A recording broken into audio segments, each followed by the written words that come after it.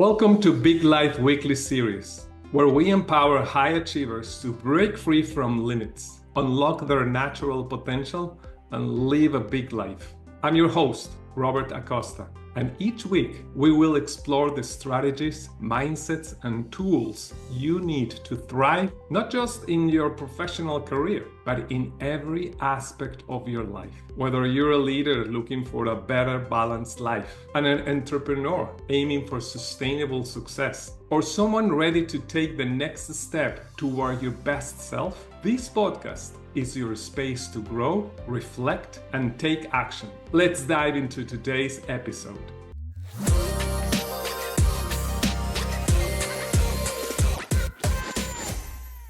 Hello, I'm Robert Acosta. I'm with James Tseng from All Mankind, a creative consulting company and a design agency based in Los Angeles, California. Welcome, James. Thank you, Robert.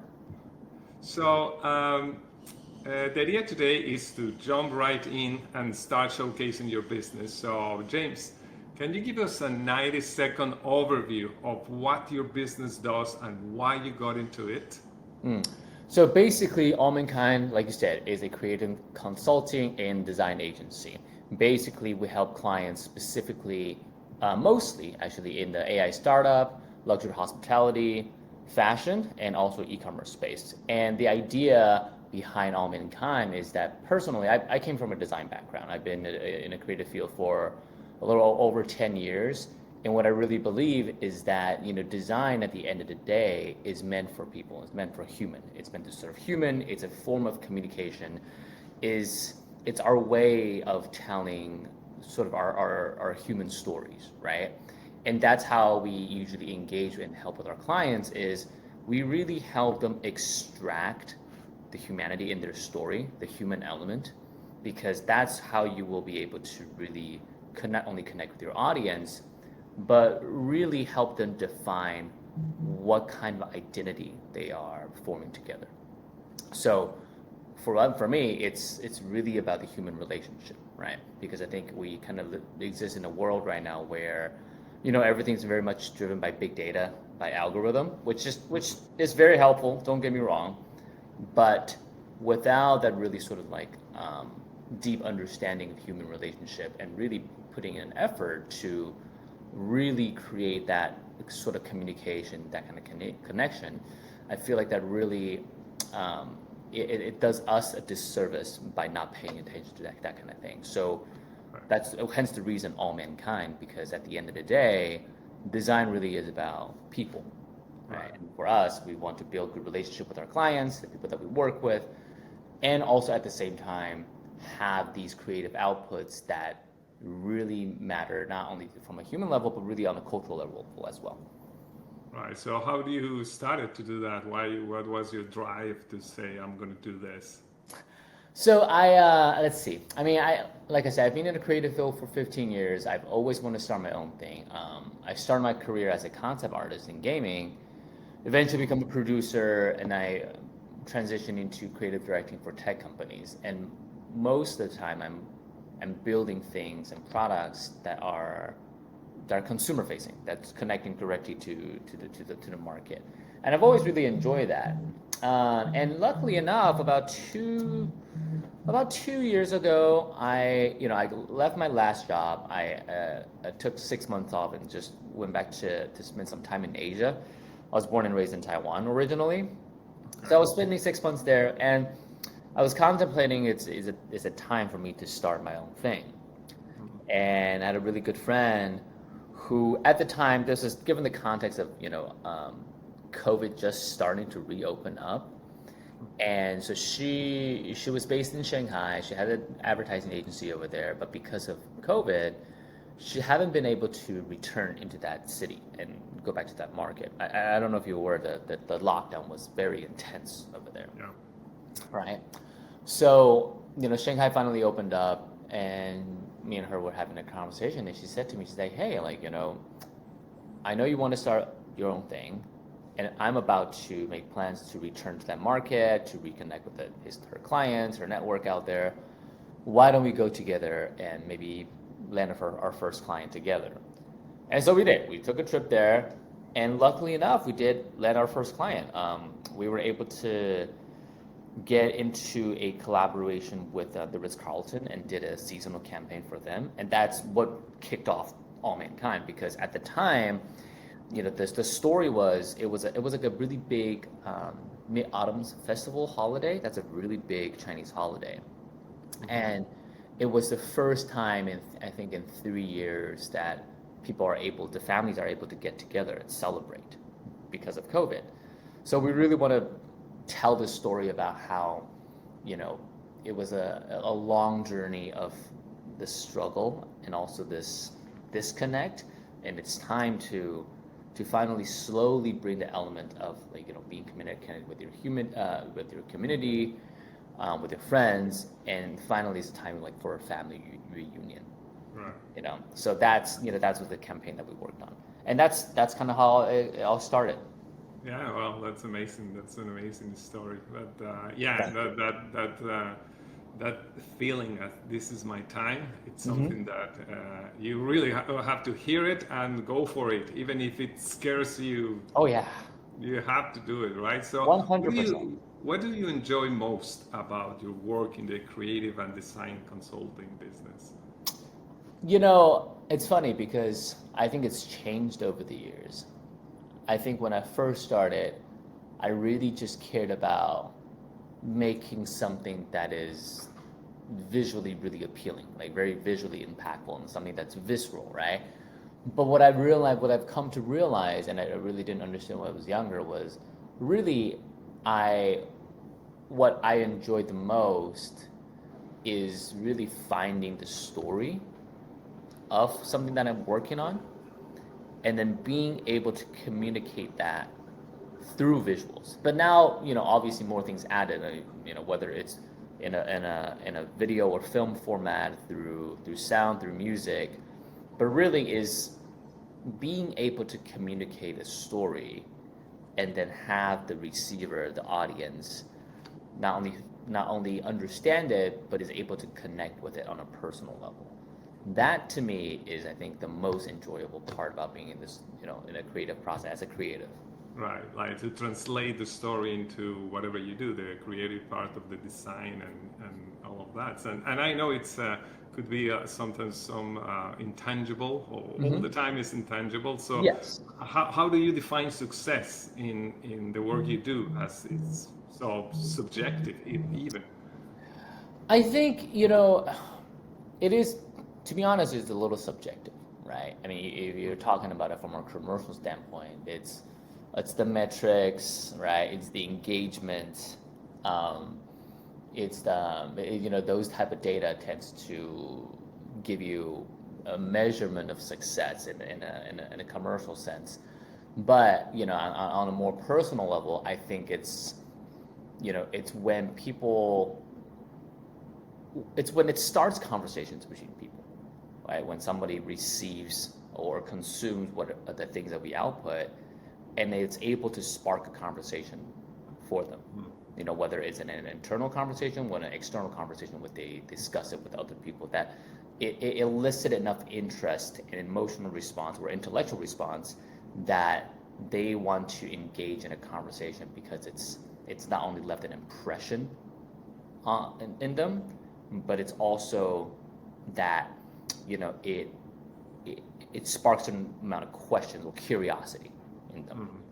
I think a piece of work, a piece of creative work, whether it's art, whether it's design or music, when it's able to bring the curiosity out of people, that's a measurement of success for me, at least. Yeah, yeah, yeah. I'm just curious. What is the biggest problem, if you have any problem or challenges?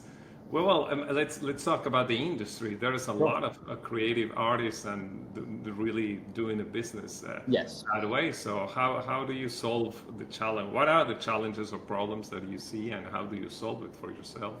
I mean, that's a very broad question, right? I think in general, when you're talking about working in the creative field, I think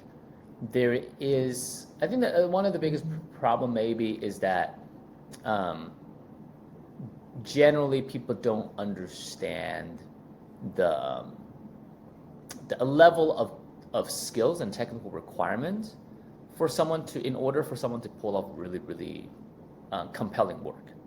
It's a very dense skill set, right? I would actually almost compare it to engineering in a sense.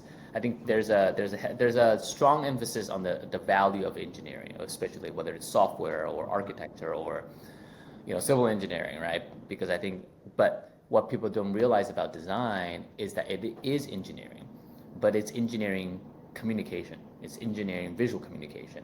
It's of course a little bit more abstract in the sense that it's a little subjective, right? But it takes planning, it takes understanding of the trends, right? You have to be on top of the things that's actually happening, that's relevant. And in order to produce great work, it takes really dynamic thinking. You have to understand what's happening on the trends. You have to be dynamic and provide really interesting perspective. You have to have an interesting vision that's different from the norm. And that's not always easy to do. I think it's easy for people to sort of just following whatever is going on, right? And you have to do that. You have to strike a balance between following the trends, but also bringing something new to the table at the same time. One way or the other, it wouldn't really work well. At least it wouldn't be compelling. So from a creative standpoint, that's sort of the challenge. And I think, if you're talking about from an industry standpoint, I think we're kind of at an interesting time, especially because of AI. Now, AI is a very useful tool. It's not at a place where it will replace most designers' work. However, I think there is a lot of uncertainty, that will happen in the next 5 years or so, because it will take over a lot of things, given how capable and powerful it is.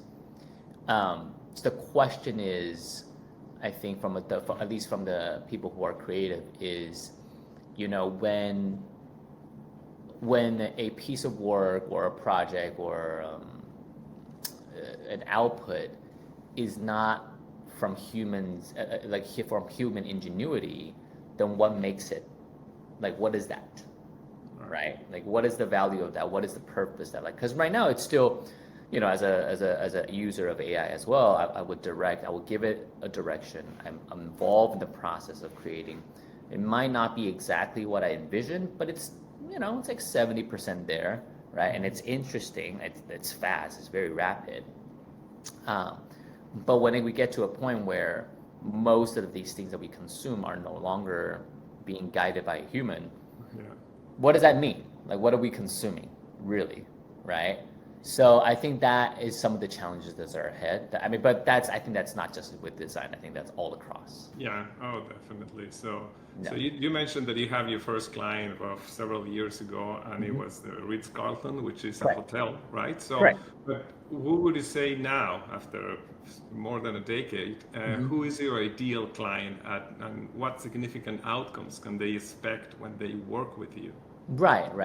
Well, so the Ritz project was actually only about 2 years ago, so it's quite recent. I started All Mankind about, I would say, about 2 years, and but things have changed. I think when I first did that project, my assumption was that that's the type of clientele that will be the main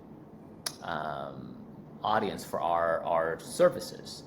Right, but now actually, because of my background in tech,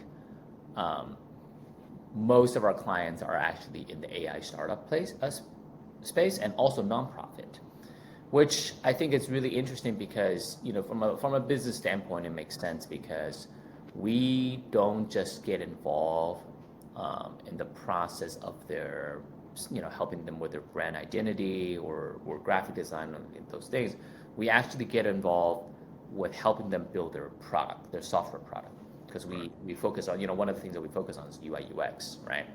So we get involved in helping them as almost like a third-party observer, so that we help them identify their blind spots.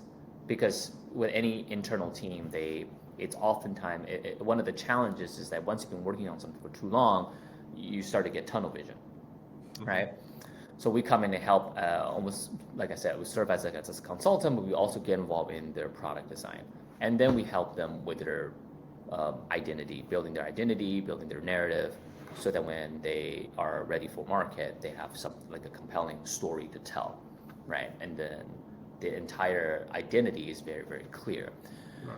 And the other work that we do is in the nonprofit space, and in the nonprofit space, it's interesting because we're solving really human problems, right? We're really helping these organizations rolling out programs, and even though what we are doing with them is also product, because our client has like software products that are helping them to say, make donation process more transparent, is able to make sure that the money goes directly to the people that need.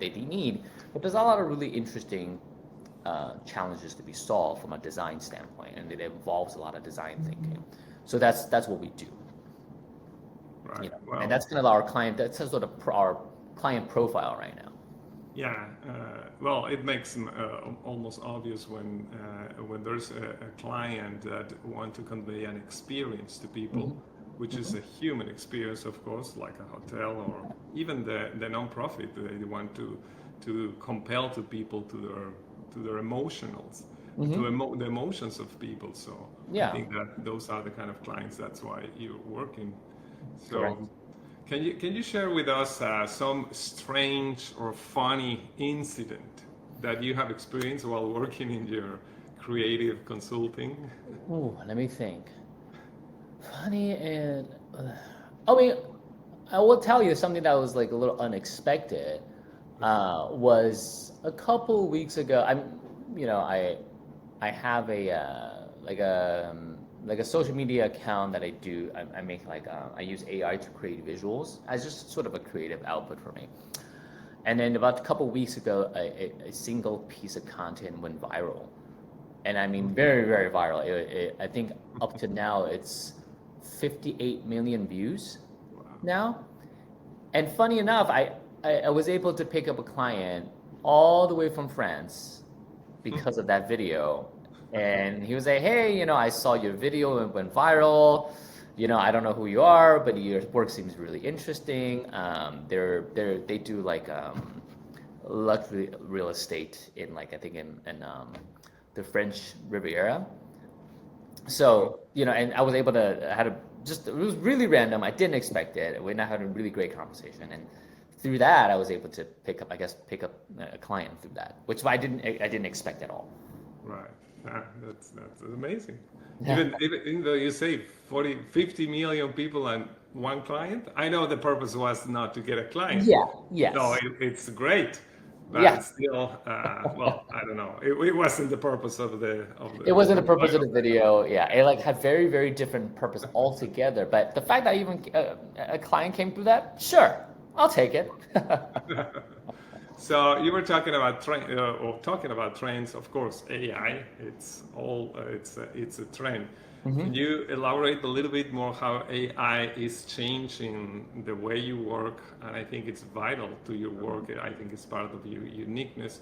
Or if there is any other trend that you can combine, or there's going to come combined with AI that you're using, or you want to stay on top of that? I think right now, we're mostly using AI as a way to conceptualize ideas early on. Right. It's able to help you sort of able to help you see a vision very clearly, especially for the clients, because oftentimes you're dealing with clients who doesn't have a creative background, and when you're providing them something with like a rough sketch or like a really simple design framework, they don't necessarily have the means to connect with it. So AI really helps with that. It helps with that communication, right? It's like, here's like 70%. So there's something that's 70% there. Which one do you like? Which direction would you like to go? So help us to conceptualize, help us define directions to a lot of these clients. But I think one of the really crazy and interesting thing is, if we're talking about AI generated videos, it's gotten really, really good. And I do wonder in about a year's time whether commercial video production will even be as relevant as it is today. One of the things that I would like to know about you is what in a way, maybe you have said it, but what makes you unique?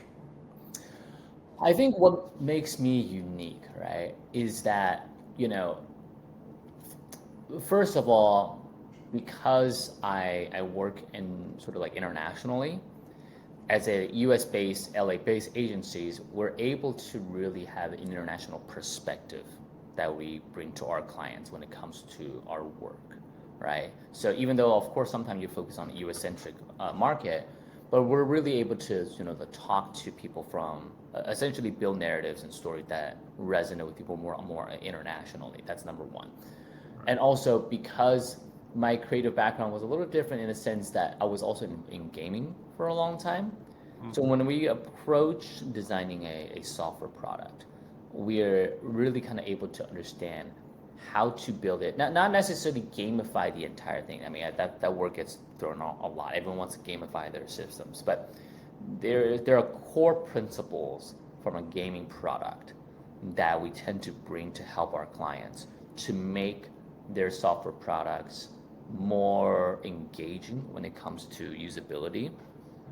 And ultimately, I think at the end of the day, I think for me is I really care about this whole thing that I was talking about earlier, which is like telling the human story and really having a good relationship with our clients. Because I think, of course, as a business, you want to, have a wide range of clients, and we do as well. But, we want people that enjoy working with us, and therefore we enjoy working with them. Because I believe that's really, at least for agency our size, it's much more sustainable, right? Because having a good relationship means that your communication is better.